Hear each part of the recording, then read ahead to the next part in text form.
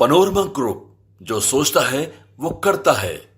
नमस्कार, भारत लाइव देख रहे हैं आप। नीतीश कुमार और कांग्रेस के बीच जो लड़ाई चल रही थी, एक तरीके से कहे तो शीत युद्ध कहीं ना कहीं चल रहा था इन दोनों के बीच में। सीपीआई के मंच से नीतीश कुमार ने कांग्रेस को कह दिया कि इनको कोई मतलब नहीं है इंडिया गठबंधन में आगामी दिनों में क्या चर्चाएं होंगी, क्या बैठक करना है, इसको लेकर के नीतीश कुमार ने कांग्रेस को कह दिया कि भाई इनको कोई मतलब नहीं रह गया है किस तरीके से इंडिया गठबंधन आगे बढ़ेगा। हालांकि इस बयान के बाद से कांग्रेस कहीं ना कहीं परेशान जरूर दिखी और तभी तो नीतीश कुमार के पास अगले ही दिन फोन पर फोन आने लगे, उनकी फोन की घंटियां बजने लगी। कांग्रेस के अध्यक्ष मल्लिकार्जुन खड़गे के द्वारा उनको फोन लगातार किया जाने लगा, चर्चाएं होने लगी। एक तरफ नाराजगी कांग्रेस की, जहां बिहार में सीटों के बंटवारे को लेकर के है, तो नीतीश कुमार भी चिंतित है कि इंडिया गठबंधन में उनको सीट कितना मिलेगा। यानी कि बिहार में कांग्रेस सीट के बंटवारे के लिए परेशान है तो इंडिया गठबंधन में जदयू परेशान है। ऐसा हम इसलिए कह रहे हैं क्योंकि जिस तरीके से महागठबंधन की सरकार बिहार में चल रही है, जिसमें वाम दल है, कांग्रेस है, नीतीश कुमार की पार्टी है, लालू प्रसाद यादव की पार्टी है। अब इन पार्टियों में 24 के चुनाव में, चूंकि 40 लोकसभा के सीट है बिहार में और 24 के चुनाव में किस तरीके से सीटों का बंटवारा होगा, इस पर मंथन चल रहा है। लालू प्रसाद यादव, कांग्रेस, नीतीश कुमार या फिर वाम दल है, सभी अपने अपने जो सीटों के समझौते हैं, सीटों की जो बातें हैं, उस पर कहीं ना कहीं चर्चाएं कर रहे हैं। पहले से तय है कि 16 सीटों पर जदयू लड़ेगी, 16 सीटों पर राजद लड़ेगी। लेकिन जिस प्रकार से कांग्रेस ने दावा कर दिया कि 10 सीटें उनको चाहिए, तो ऐसे में वाम दल भी पीछे नहीं रहा, वो भी 6 सीटों का डिमांड कर दिया। अब ऐसे में सवाल ये उठता है कि भाई लालू प्रसाद यादव क्या करेंगे, नीतीश कुमार क्या करेंगे? नीतीश क्या अपना सीट घटाएंगे? जिस तरीके से जाति आंकड़े जो सामने आए थे, ऐसे में कहीं ना कहीं आंकड़ों के हिसाब से ही सीटों का बंटवारा भी तय किया जाएगा। 2019 के चुनाव में गठबंधन से अलग थे नीतीश कुमार, वो एनडीए गठबंधन में शामिल थे।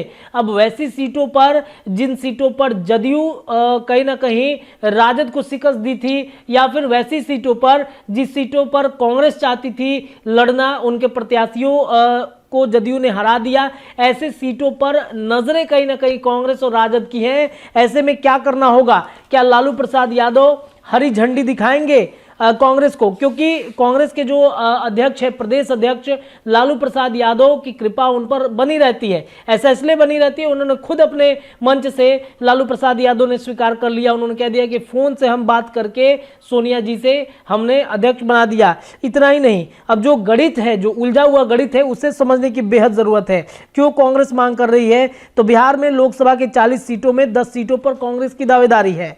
राजद ने गठबंधन के साथ पहली बार 9 सीटों पर लड़ी थी, मात्र किशनगंज में सफल हुआ था। तब राजग के विरोधी गठबंधन को इसी एक सीट से संतोष करना पड़ा। इस दम पर कांग्रेस अपनी मांग आगे बढ़ा रहा है। हालांकि अभी बिहार में सत्तारूढ़ महागठबंधन के 16 सांसदों वाला जदयू भी है।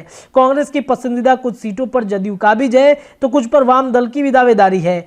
कुछ ऐसे में लालू प्रसाद यादव, नीतीश का हस्तक्षेप स्वाभाविक है। बिहार कांग्रेस की अर्जी वैसे राजद सुप्रीमो लालू प्रसाद यादव से ही आगे बढ़ती है। अब इस भरोसे कहीं ना कहीं कांग्रेस 9 से 10 सीटों का आस पाल के बैठा हुआ है। राजद जदयू की इम्तिहान में है कि वास्तविक हिस्सेदारी पाकर कांग्रेस संतोष कर लेगा।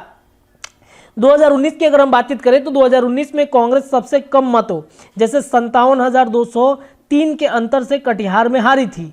वहां पार्टी के दिग्गज तारिक अनवर आज भी तत्पर हैं। कांग्रेस की दावेदारी सहज है। हालांकि किशनगंज के संदर्भ में जदयू का भी यही तर्क हो सकता है। पिछली बार जदयू एकमात्र उसी सीट पर कांग्रेस से हारा था। हार का अंतर जो था 34,666 वोट थे, किशनगंज में रह गया। किशनगंज के साथ कटिहार, सुपौल, सासाराम, समस्तीपुर, दरभंगा, मधुबनी, बेगूसराय, नवादा और पूर्वी चंपारण पर कांग्रेस की दावेदारी है। वाल्मीकि नगर, पूर्णिया, मुंगेर और पटना साहिब संसदीय और अब उनकी पहली पसंद नहीं रहे हैं। इस बार की सूची में जुड़ने वाला दरभंगा, मधुबनी, बेगूसराय, नवादा और पूर्वी चंपारण पसंदीदा नई सीटें हैं। विशेष पुरानी वाल्मीकि नगर के साथ कटिहार और समस्तीपुर वाले पर भी माले की दावेदारी है। बेगूसराय पर भाकपा माला दाव ठोकी रही है। समस्तीपुर में भी भाकपा माले दाव ठोक रही है। पेचीदा लगने वाली ये दावेदारियां ही समझौते की राह आसान करेंगी। कांग्रेस को उसकी दावेदारी से लगभग आधे की हिस्सेदारी पर मान लेने का यह बढ़िया आधार होगा। अगर समीकरण की संभावनाएं देखें तो सीटिंग के साथ निकटतम मुकाबले वाली सीट होती है। अपनी सूची में इस बार कांग्रेस इस फॉर्मूले को ध्वस्त कर रही है। पिछली बार हार हुई सभी 8 सीटों पर निकटतम प्रतिद्वंदी रही है, उनमें से 4 पर वो दावा नहीं कर सकती। जिन नई सीटों पर उनकी दावेदारी है उनमें नवादा और पूर्वी चंपारण को राजग अपने लिए अनुकूल पा रही है। पूर्वी चंपारण पर अखिलेश सिंह की नजर बताई जा रही है। दरभंगा में जदयू से पहले से पसीना बहा रहे और मधुबनी का जातीय समीकरण राजग को भाता है। ऐसी उलझनी कमोबेश हर सीटों पर है, लेकिन कांग्रेस की राहें इतनी आसान नहीं है।